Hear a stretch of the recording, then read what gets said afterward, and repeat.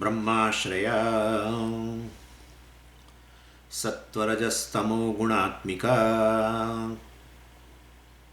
माया अस्ति. So we are in a process of a main part of Vedanta, which is called a Jeev Brahma Ikyam. And for that matter, we have analyzed what is Tattvabodha, what is Jiva, individual. What is an individual? The ultimate analysis of this Jiva or individual is Satchidananda Atma that we have seen.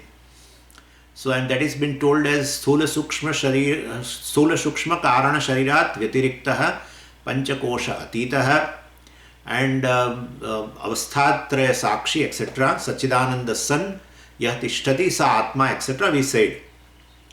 And on the other part is this is a Tattvabodha, the final meaning of Tattvabodha. What we know in the world as a Tvam, that is you or I, is not the final meaning of the Tattvabodha. As per the Shastra, this Jiva is Mithya, and the ultimate reality of this any individual is Atma, which is called Satchidananda. Now on the other part, that is a Tattvabodha, and Tat means that. That means generally the cause of the creation. And that cause of creation is called Ishvaraha, that is Tatpala, immediate meaning of the Tattvabodha. And then of course the final meaning is also Brahman. Now the problem only is here, somebody asked also, why Tattvabodha also, the final meaning of Tattvabodha is Atma. And the final meaning of Tattvabodha is Brahman. And you are saying Tvam is equal to Tat. You are saying is Upanishad is telling Tattvamasi, Tat Tvam Asi. So Tat is equal to Tvam, means Brahman is equal to Maya. If that is the reason, why are you using two words? You should use Brahma is equal to Brahman. You should tell, otherwise suppose if both are essentially one and the same thing, then why are you saying that Sthula Sukshma Karana Sharirat Vyatiriktah Panchakosha Atitah Avasthatraya Sakshi Satchidananda Brahma? You should have told that. Why are you using Atma? You are using different word, creating a new concept, and then you are in Mahavakya, you are trying to put an equation that Brahman is equal to Maya, and you wait for that. Then why I am Atma Brahma? That's how Mandukya Upanishad says, I am Atma Brahma. Then Atma is Brahman, then why you should put this kind of equation? This Atma is Brahman. Why Atma is basically Brahman, then why are you writing like this? That's a question. It's a very good question in fact. And so we'll have to neutralize it before we go further. So two different terms for one and the same consciousness, limitless consciousness, why are you using? Well, when the consciousness is from this individual angle, as the consciousness obtaining within the body, we call it as a Atma. And the very same consciousness seen from the standpoint of the totality, we call it as a Brahman. And so I will give you an example. For example, a person, as the head of a particular family will be called a father. And the same person, when he is the head of the country, same person is called president. Same person is called father and the same person is called president. So the person and remaining the same, we give one name from the standpoint of a microcosm, that is family, and a different name from the standpoint of a totality. Same way this consciousness, infused in the body is called Atma. And consciousness pervading everywhere, is called, of the universe, is called Brahman. And that consciousness pervades everywhere. To understand that, we will have to show Brahman as Jagat Karana. Because the Karanam, the material cause, only pervades the entire creation. The material cause only pervades the entire creation, and therefore to prove that the Brahman is all pervading, we'll have to prove that Brahman is ultimately the cause of the creation.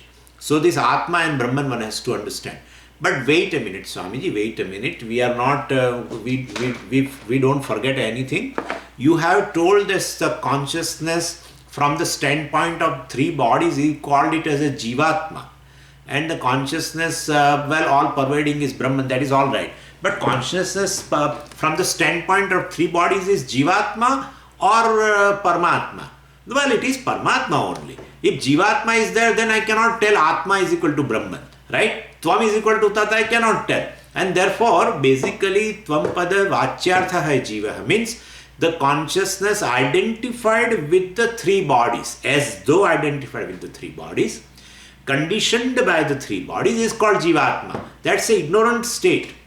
That is a state of ignorance. But one really knows that the consciousness which is pervading this entire body, we call, and that's how I have used the word Dehi. I told you at that time, the word Dehi means the indweller of the body. You can say indweller of the body is a Atma, that is Satchidananda, or the indweller of the body, you can call it as a Jivatma also, depending upon this consciousness, the condition with the ignorance, etc., and identifying with the three bodies, we call it as a Jiva.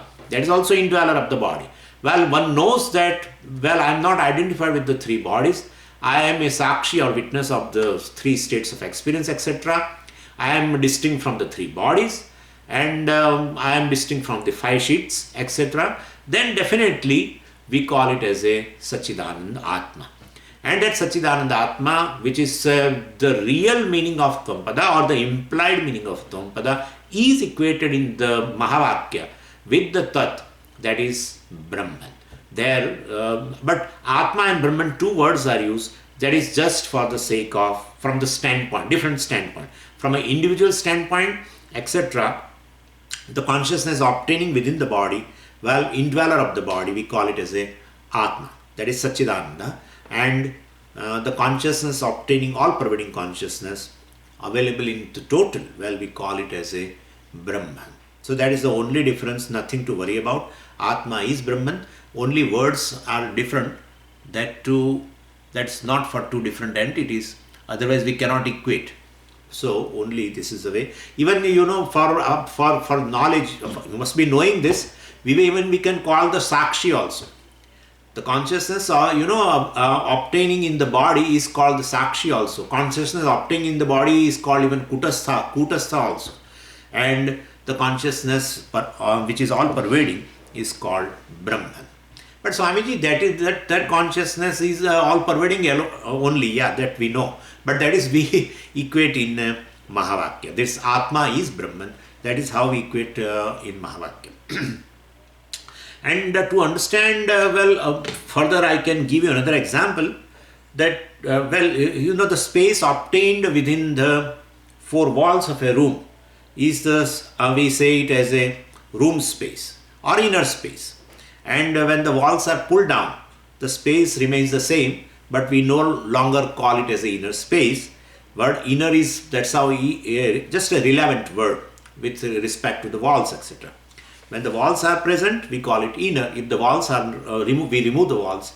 The same space we call it as a total space or Mahakasha.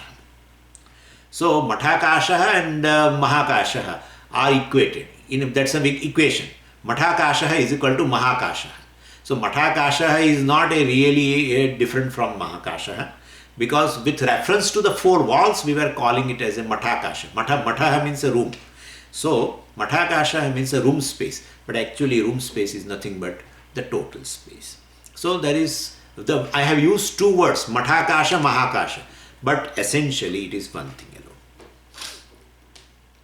Same way, the consciousness which enclosed within the walls of the body is called Atma. The same consciousness not limited by the body, unenclosed, we call it as a Brahman. And such a Brahman was existent, before the creation. And and that Brahman cannot create anything because it cannot become the cause, because it is Nirvikaram, Nirvikalpakam, and therefore there is nothing other than Brahman. And that's how whenever creation takes place, there will be a change in the material itself, the cause. The cause undergoes a change. No, Swamiji, it is not, it's wrong. What you are saying is, like a gold is a cause of the bangle. Gold really does not undergo any change. How are you saying like this? In terms of form. Form undergoes a change. Right? First it was a lump form and now it is a different form. That much change. Forget about the essence. Both are gold, but the form undergoes a change. Well, Brahman cannot undergo a change at all. Nirvikaram. If it undergoes a change, then Brahman will transform into some other form. But Swamiji, let's say the Brahman remains Brahman, but the form of Brahman changes. It is not possible. It is limitless. Limitless is formless. And therefore, formless cannot undergo any change.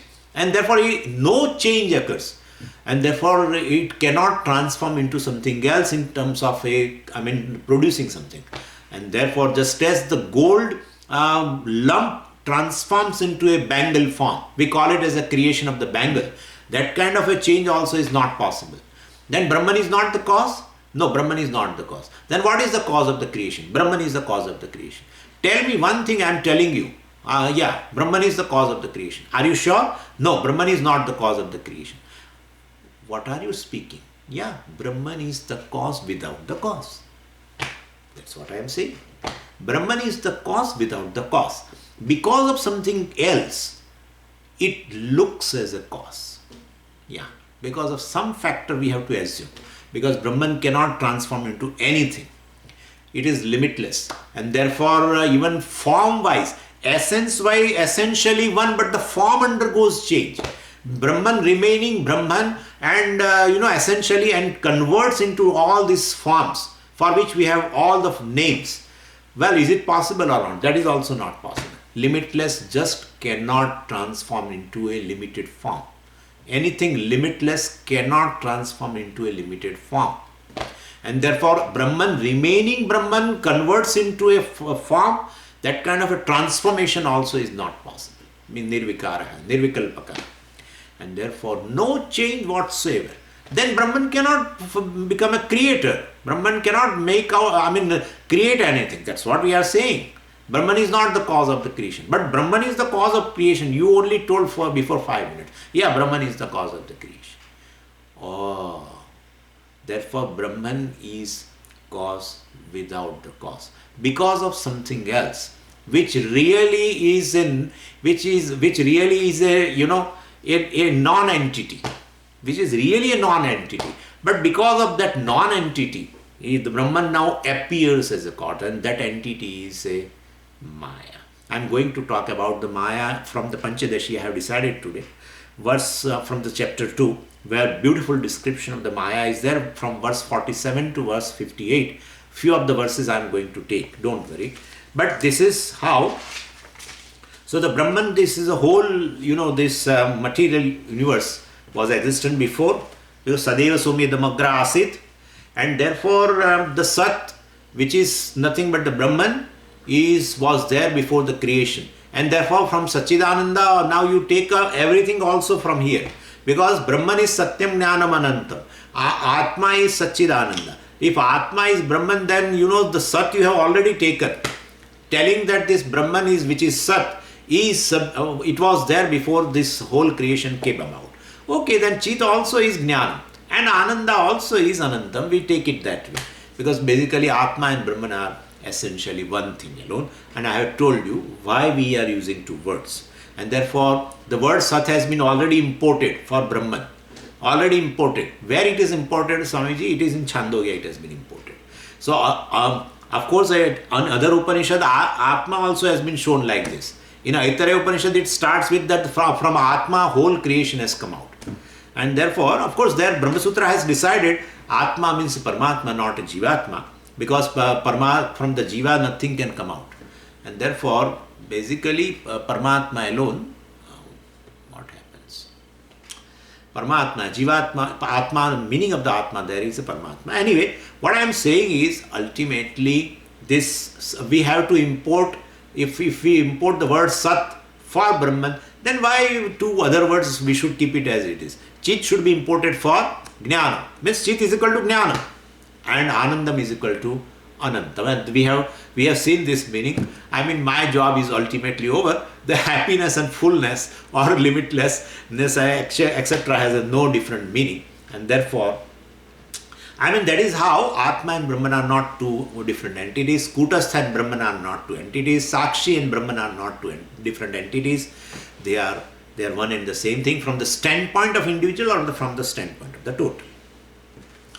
And from the standpoint of total without identification, please understand that. If Brahman consciousness identifies with a particular body, then it will definitely appears limited. Understand? And in that case, it cannot be equated with the Brahman that is limitless. So, unconditioned. That's how we call it, unconditioned. I mean, it is not really identified. Of course, there is no identification with the bodies. But the ignorance creates confusion and the same consciousness. Well, it says that I am a jiva or I am a human being. I am a good, bad, etc. All this indicates that he is as though identified with the body. And therefore, in that case, it cannot be equated. Then it will be the immediate meaning of the Tattvabodha. And we are not interested in Tattvabodha immediate meaning, because when you take immediate meaning on both the sides, there can never be equation, because both are just opposite. Jivatma is Alpagnya, Alpashaktiman, etc. Paramatma is Sarvagnya, Sarvashaktiman, and there cannot be equated. So we will have to jump the immediate meanings of both the words. And well, when you go to implied meaning or the real meaning, well, there is a equation, there is oneness. And so Brahman cannot create anything, of course, and then definitely, then from where this creation has come? You said Brahman is limitless and that is Ekam, Advitiyam. There is Brahman is one without the second. Then this multiple, this creation which is a multifarious, how it has come? Then we will have to assume that something else must be there other than Brahman. Well, and which must have manifested. Like we can discuss this. You see, in a seed, the creation must have been, this is manifest creation must have been there in Brahman as a seed form, in a seed form. We have to think that, because Brahman cannot create, Brahman cannot transform. Then how this whole creation has come about? Well, then the whole creation must have been in a seed form in Brahman, non-separate from Brahman. Why? Because the Brahman is Ekam Eva Advitiyam. Brahman is one without the second. All the Upanishad says like that. Atmava are idamaika avagre asit. Taittiriya Upanishad says. Aitareya. Atma was there, one without the second before the creation. Therefore, there is no separate real entity other than Atma. There is no real separate entity other than Brahman. There is no real separate entity, independent entity other than Sat. And therefore, the so-called entity, well, this whole creation was there in the seed form, and that seed form must be non-separate from the Brahman. Being non-separate cannot be counted separately. Anything non-separate cannot be counted separately. Wave and water cannot be considered two things. Pot and clay cannot be considered two things. Bangle and gold cannot be considered two things, because bangle is non-separate from. Well, it may be non-separate, that is okay. But still non-separate means they are united, like this. Like like these two hands are united right now. But can I tell or not there are two hands or not? Is it a one hand? What are you talking? Two hands are united. Yeah, but one is real, one is not real. Yeah, this is how it is. So that is how it's been told, Brahmashraya Maya. Very beautifully told. It has been made very clear. Brahmashraya Maya means Maya has a basis in Brahman. For what? For keeping itself? No, for its existence. Brahman is a ashraya, a basis for the existence of Maya. When the existence itself is not independent for Maya, that's a different kind of a reality. And therefore Brahman is self-existent, Maya is with the borrowed existence. And therefore any borrowed existent thing will be non-separate from the self-existent thing. And therefore, there always, otherwise it remains separate, then it is independently existing, and therefore it cannot be. And therefore Maya basically, which is non-separate from Brahman, which is mithya, which exists with the borrowed existence, is a seed of the entire creation. Neither Brahman is a creator, neither Brahman has all these forms, because Brahman is one without the second. Sajatiya, Vijatiya, Swagataveda Rahita. There is nothing like Brahman, there is nothing other than Brahman, there are no divisions in Brahman, Brahman being Niravayava. And therefore this creation must have come from something else which is non-separate from Brahman. Because Brahman is one without second before the creation. Then this whole thing must have been in a seed form. And that seed, whatever that seed, must be non-separate or a mithya from the Brahman. And so, just as every plant exists under the ground in a seed form and before sprouting, and that seed form we call it as a potential form. So even though we cannot see the seed, but we can infer the presence of a seed, because without a seed there can be neither a plant nor any tree. I am going to discuss in Panchadashi, because there beautifully Vidyaranya has said Karya Gamya. From the effect you can infer the presence of Maya in Brahman as a non-separate entity, not as an independent entity. It exists as a non-separate. The whole creation, the Prapancha, existed in Brahman as a Prakriti, as a Maya, as a Prakriti. So the whole creation in a seed form is called Prakriti or Maya, and when it manifests like this, we call it as a Prapancha or the creation. So definitely, even though we cannot see the seed, but we can infer the seed. That seed must have been there, because I am right now seeing a sapling coming out, etc., or sprout coming out. So we sometimes see even in the corners of buildings or even temples or old structures, from the there is a crack in the wall. From the crack some plant comes out. So definitely we never do anumanam that from the wall or from the cement or from the bricks the plant has come out. We definitely make sure, we are sure that between that in the wall where there is a crack, that the bird must have dropped some seed. That's a dropping only, basically. And any dropping from the bird will definitely grow. Other seeds may not grow or may not grow. That's not sure. We are not sure. But when it passes through the bird and it comes out as a dropping, that is so fertile, it will grow. And therefore it can grow even in the structure, in the cement structure also. In between a little bit of rain falls and it comes out. Ashwatha Vruksha also comes out. Sapling of Ashwatha Vruksha. So it comes out. And they say, no, don't pull it out. Why? Because Ashwatha is a vibhuti of Lord Vishnu.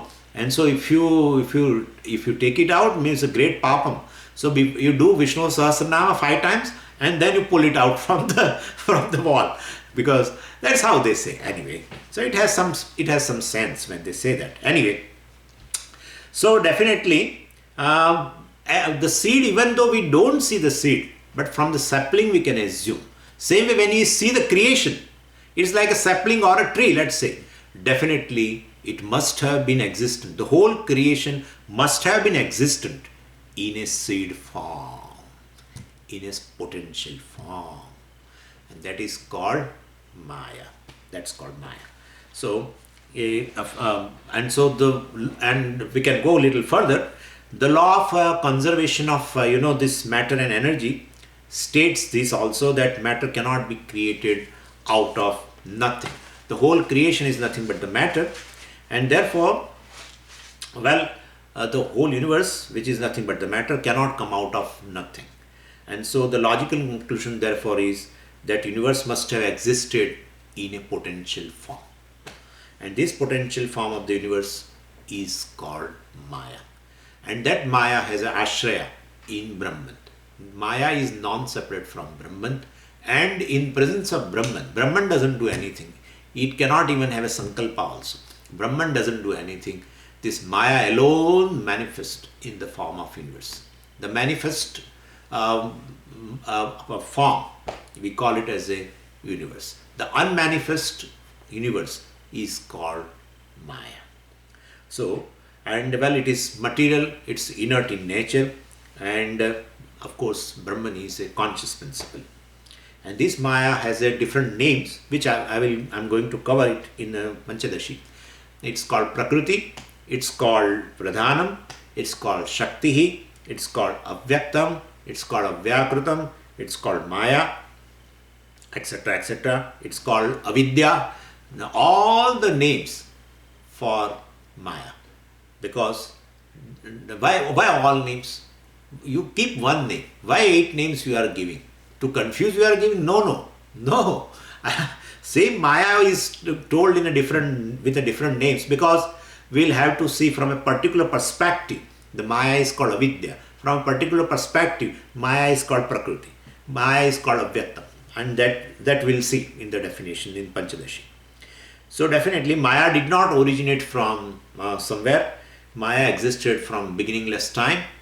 Well, otherwise initially there was Brahman, and then Maya joined. Then Maya joined, which joins must have an independent existence. Right? How can it joins otherwise? So therefore it cannot come later. So the Brahman is also limitless, and Maya also is limitless. Non-separate thing, which is all the time there. And so both are anadi. And the creation, the creation comes out from this Maya. Anyway, this is enough for today. And now we'll be doing something else also. We'll be moving ahead from yesterday's thing. We have discussed few things. And we said, now when we look into the creation, now we will go into the creation. And when we look into the creation, we find that this universe, we have to brand it as a creation. In Vedantisai, may not be creation from the many philosophers' standpoint also, like Jainas don't believe. Jainas don't believe this is a creation. So many other Nastikas also, and including scientists also. We don't bother them. We don't bother about them. But basically we call it as a creation. Why creation? Because our definition of creation is, which is intelligently put together serving a purpose. That's how we call it as a creation. And in our eyes, we see everything is purposeful. And we see also everything is basically an assembly of various components. And various components are put together very intelligently, because it is serving a purpose. And therefore they must have been put very intelligently together.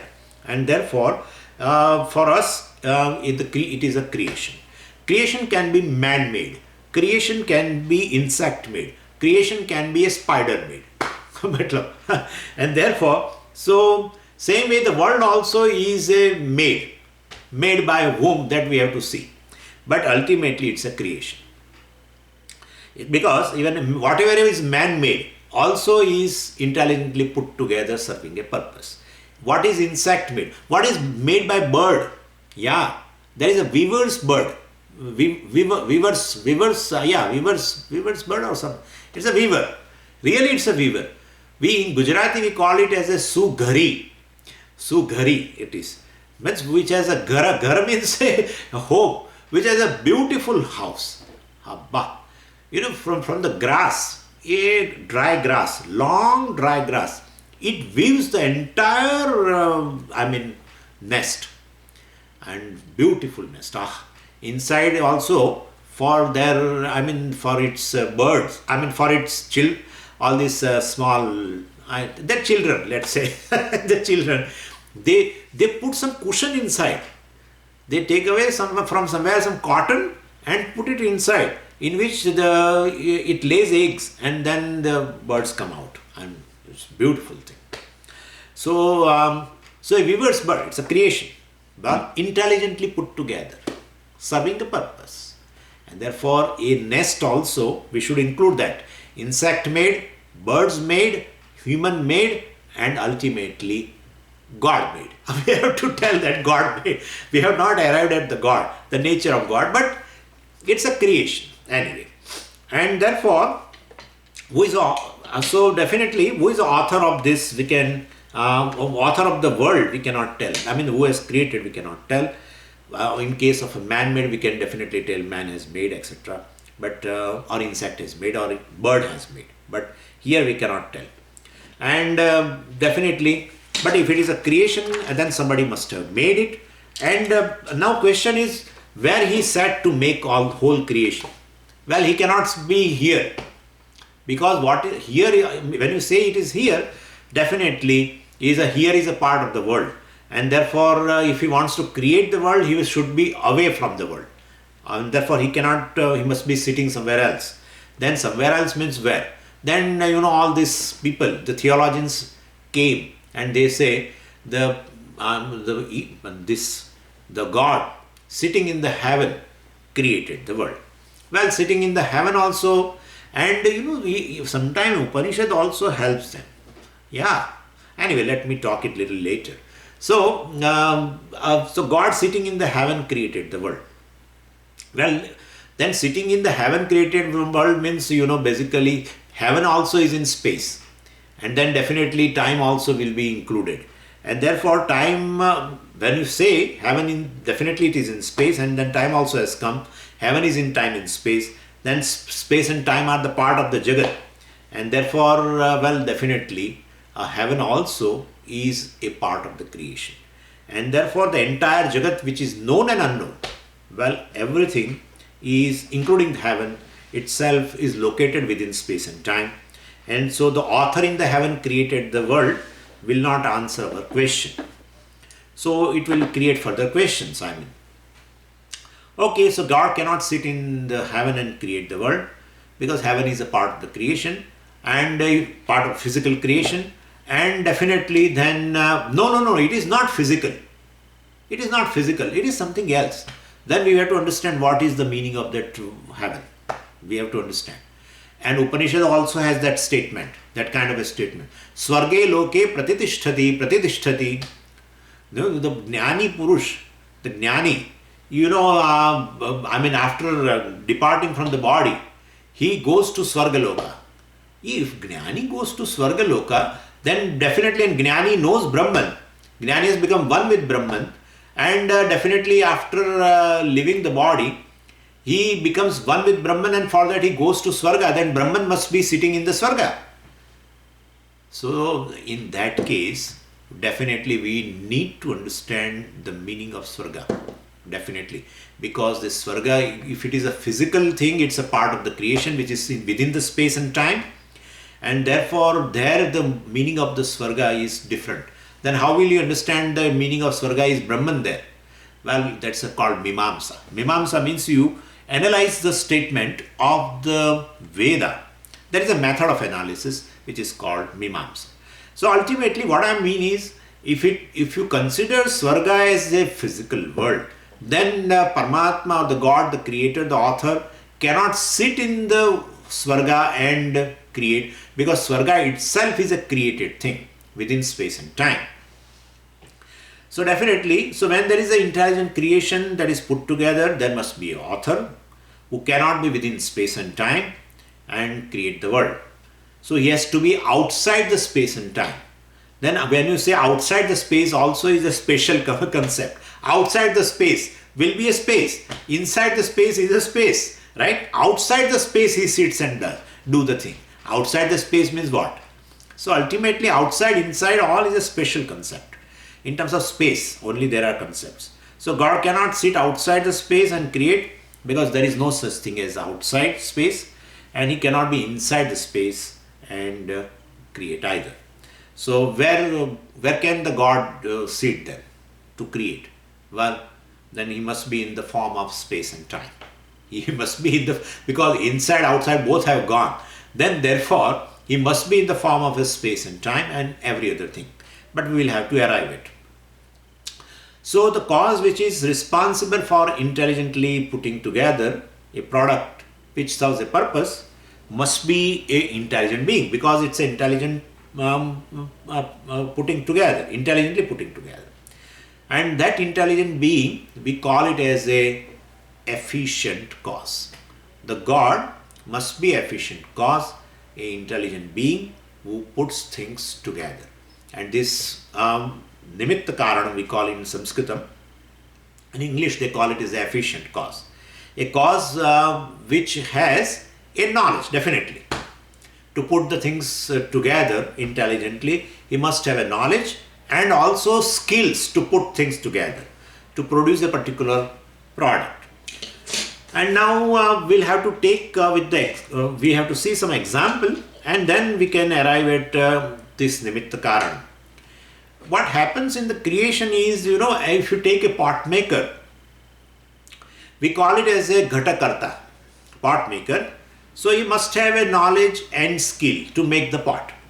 Pot is a creation, intelligently put together, serving a purpose. Therefore, pot creator must be there. Well, definitely, that is a pot maker, is definitely there. And what the pot maker, the conscious being, intelligent being, has two things: a knowledge of pot to create, and the skills, or called power, to create. The Shakti and Jnana. But all are limited.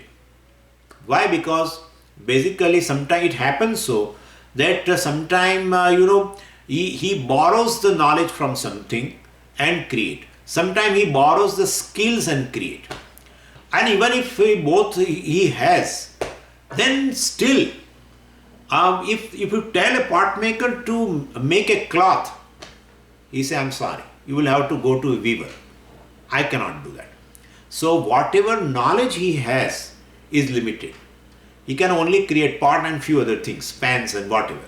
He cannot make the cloth. Therefore, he has a jnanam. I'm talking about the efficient cause. Don't worry right now about the material cause. The efficient cause, the intelligent being, the conscious being who has a knowledge, but that knowledge is limited. So ghatakarta, the pot maker, the efficient cause, the nimitta karanam, is alpagnyah and alpashakti. The skills also limited. The skill to create a cloth, he doesn't have. Skill to paint, he doesn't have. Skill to sculpt, he doesn't have. No, Swamiji, he has lots of skills. Lots of skills, but still limited. There are thousands of things. Well, if you tell the pot maker to be a tailor, he says, I cannot do that job. So he cannot be a tailor. Whatever is. So any efficient cause will have to ultimately go to the God which is really distinct from this.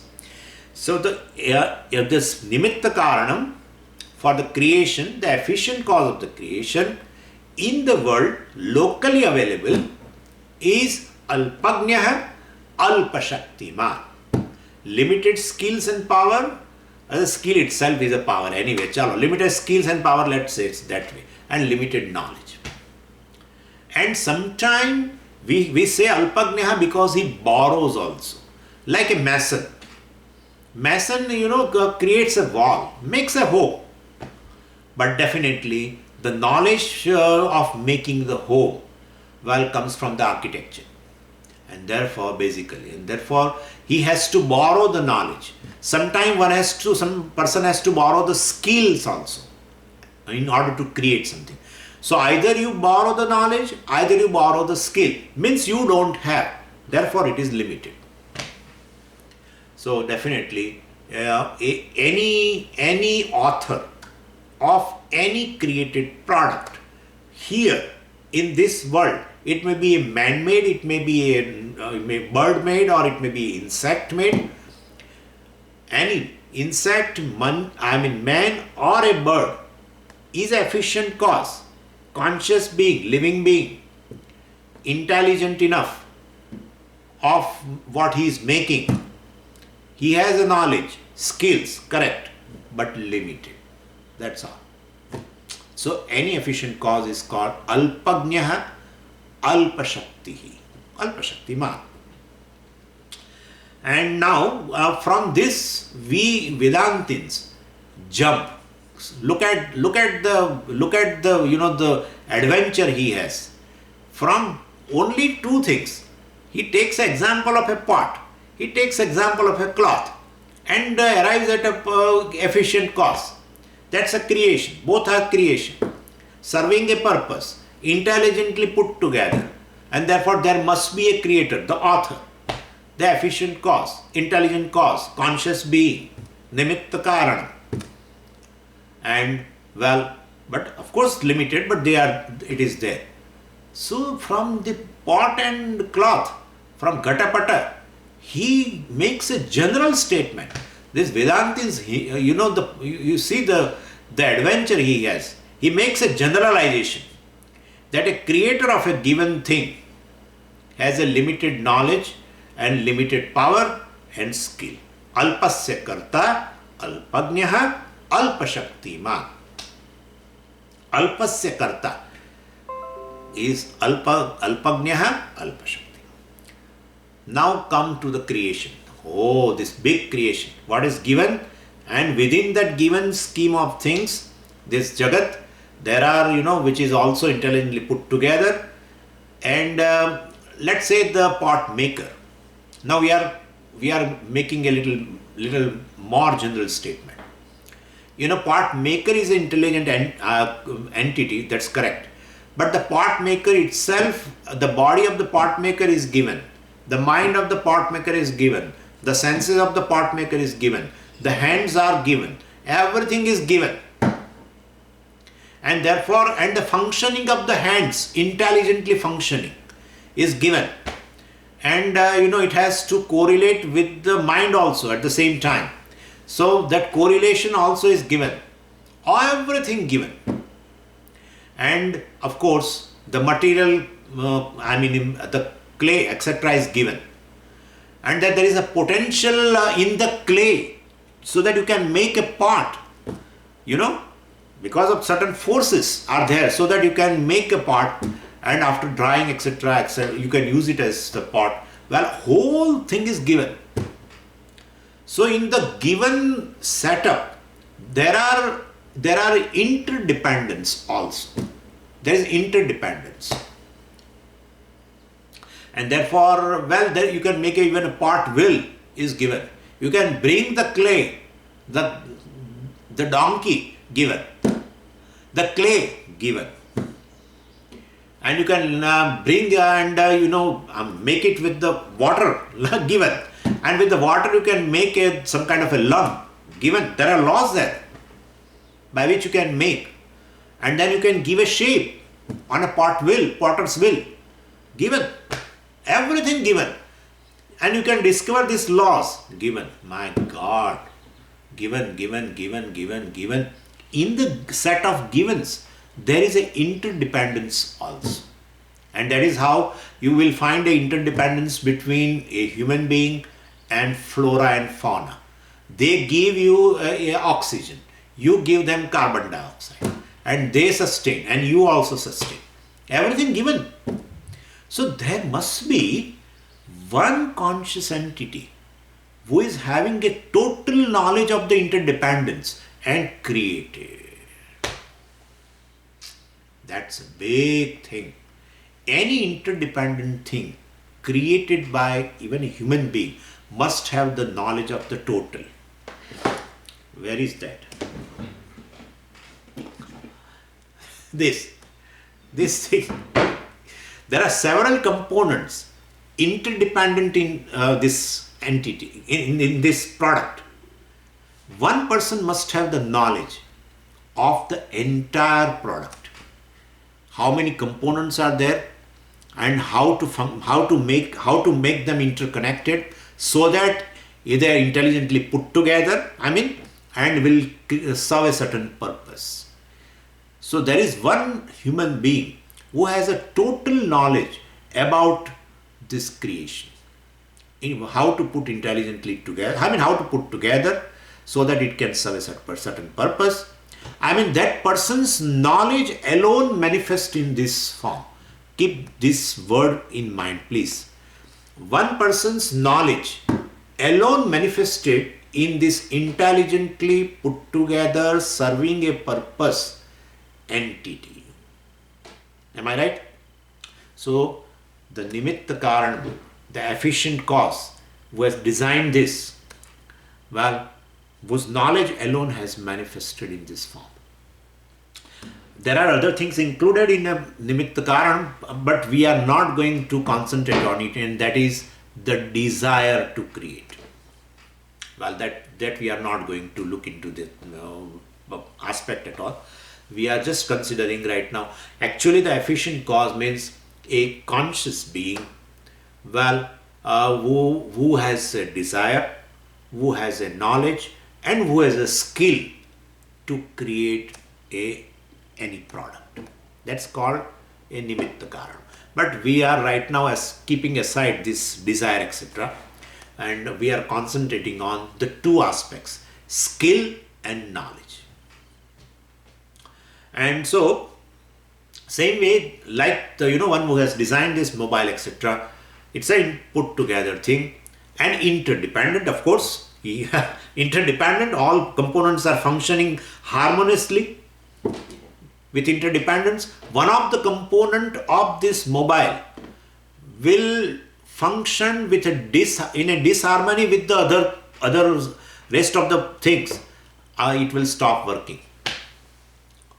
And therefore, basically, in the entire universe which is functioning with a harmony, with an interdependence, including, I told you yesterday, the planets, we feel sometimes, I myself was feeling that what is the use of this Mars and what is the use of this Mercury and and this Jupiter and Sun and Moon, and what is the use of it?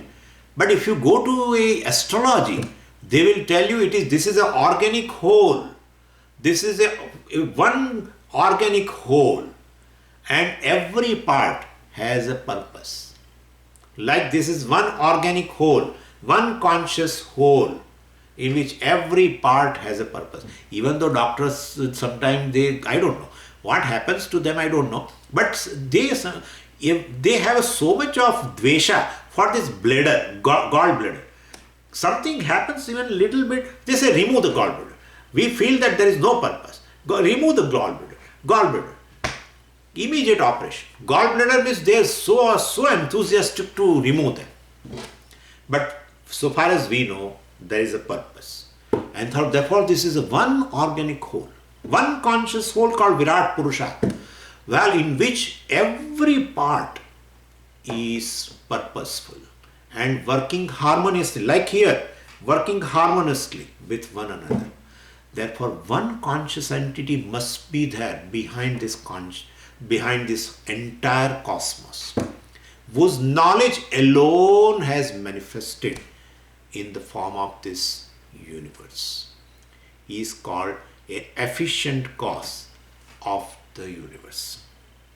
And he is a conscious entity. Therefore, and he is looking at the things. Just I can tell, he is a Sarvajna, because so much knowledge is involved, so much knowledge. And therefore, well, for pot, you can tell the pot maker is definitely Alpajna and Alpashaktiman, correct. But this universe, which has so much interdependence and lot of things are putting together, harmoniously working for a purpose, well, definitely, then it must be a Sarvajna. So, Alpasya Karta Alpajna, Sarvasya Karta Sarvajna. This is a lip jump. Please understand this, huh? This is a lip jump. This is between you and me. Don't think that, oh, we have established the God. Now I will fight with the people who are Nastikas and I will establish. Don't do that job. Don't do that job. Immediately we will return with, the Devatas have returned from without having a darshan of a Brahman in Kenopanishad. We will return without anything. Never say that. Universe as a creation cannot be established unless one goes to the Shruti. Cannot be established. And therefore, The whole thing I have taken it as a creation. Putting that this is all putting together all the things in harmony and everything and serving a purpose. And therefore, all this is between you and me who has a common basis in Shruti. Who takes it as a valid, who considers as a valid source of knowledge for the creation. What? Veda. And therefore, with a common basis, I can talk like this. So, sarva means what is known and unknown. Unknown, why? Because, this heaven, etc. We'll never know. But that is how I said the person who's sitting in the heaven has made this creation. We cannot call, because while using the word sarvam, we have included known and unknown. Unknown means that swarga. Everything is created. Known, unknown for you, etc. Known means this creation. Unknown means the heaven, etc. All are created. And therefore, Ishvara must have created, including time and space, everything he has created well, and we will have to solve the problem. He should be in the form of space and time. There is no other way, because outside space he sits and creates. Well, and to sit and create, also he should also have a form. That's another problem. And then our people, from the other religion, they say he is male also. That's another problem. He is a formless and male. Puja Swami describes well in lot of things. They say both Christians and Muslims both say this. He is sitting in heaven. He is formless, sitting in the heaven. Understand? Formless sitting. Formless can sit also. Yeah, somehow I don't know. And also male. No form yet male. Anyway, so that is only answer. He cannot sit in the creation. I mean, he cannot sit in space and time. I mean, within the creation. But because creation has to come yet, then within the creation he cannot tell. And outside the creation also. Well, then outside the space we cannot tell. Inside the space we cannot tell. Then he must be in the form of space and time. Well, but we will have to arrive at that material cause, etc. But I am talking about right now in Nimitta Karanam. Nimitta Karanam is Ishvara. That Nimitta Karanam is Sarva Shakti. Right? Alpasya Karta Alpagnya Alpashakti. Sarvasya Karta Sarvagnya Sarvashakti. And well, that is how he is called.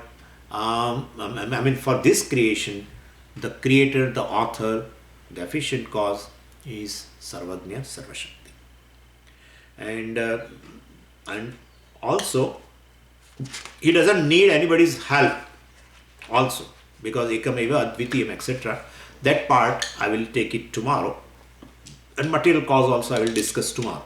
Perhaps if it is possible, we can start the Panchadashi. That few verses only I am going to take from the chapter 2, verse 47 onwards. A little bit I am going to take tomorrow. Now I will give you a meditation.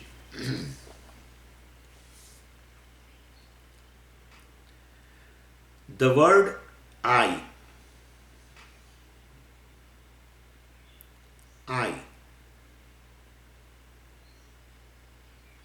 What is the meaning of the word I? Aham.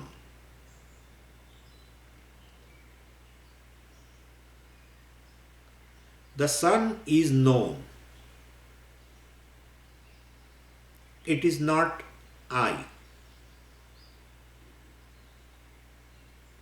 I is the knower.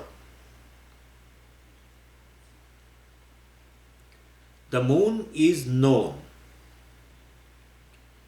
It is not I. I is the knower. This body is known. It is not I. I is the knower. The breath is known. It is not I.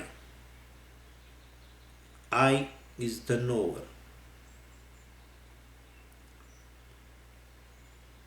The senses are known. It is not I. I is the knower.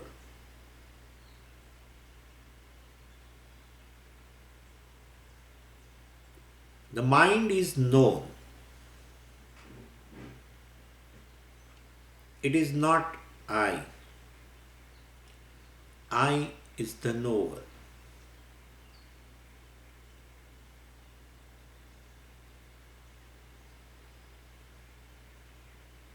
The knowledge in the mind is known. It is not I. I is the knower.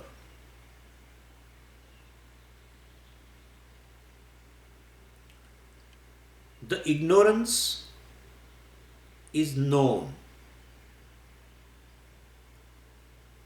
It is not I. I is the knower.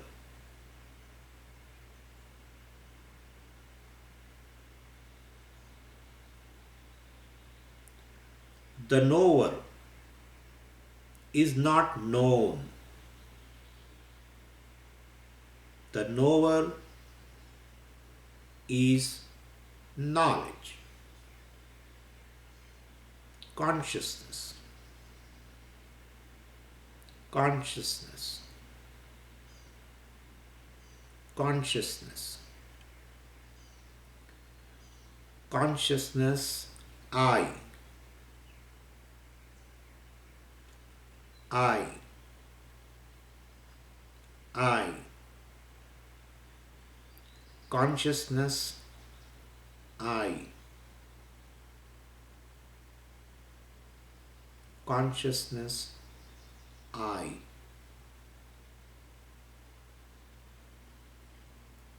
consciousness.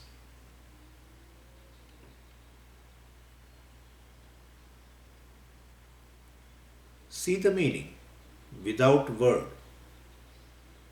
Consciousness, consciousness, consciousness, consciousness. Oh.